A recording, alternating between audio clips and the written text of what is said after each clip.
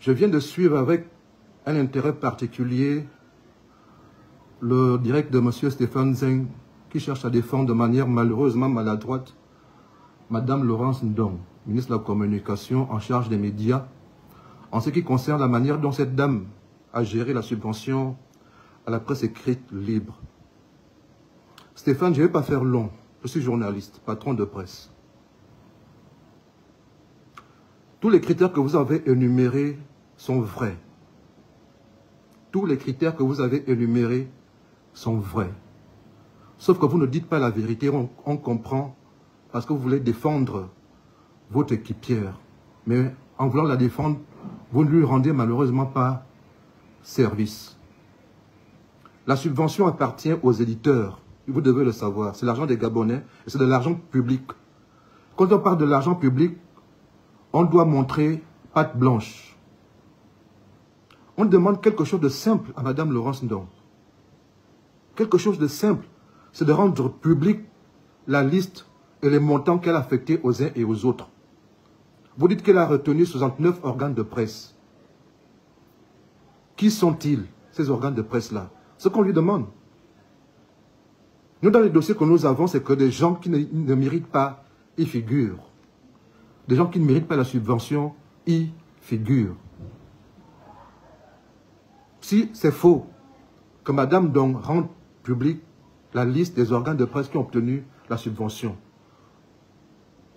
nous savons également que dans les montants qu'elle attribue, c'est des montants qui sont arbitraires.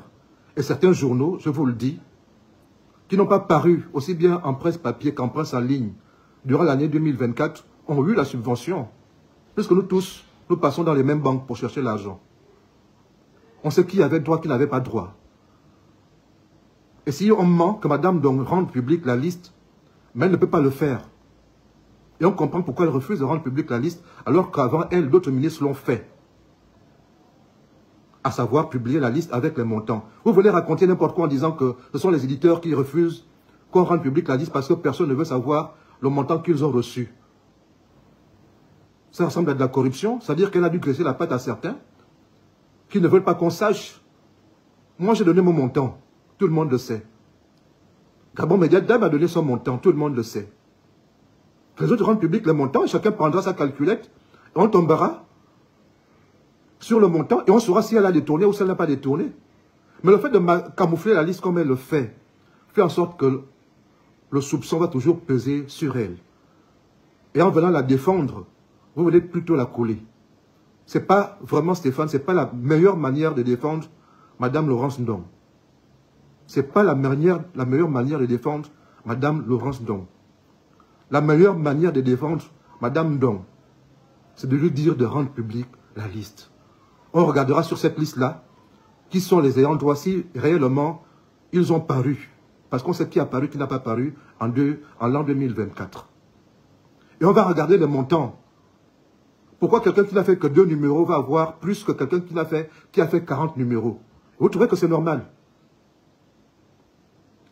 Vous trouvez que c'est normal que quelqu'un qui n'a pas paru a la subvention et quelqu'un qui a paru a moins que celui que quelqu'un qui n'a pas paru?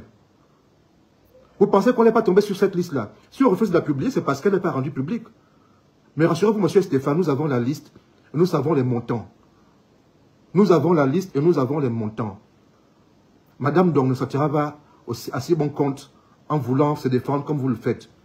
C'est lamentable et pitoyable. Ciao.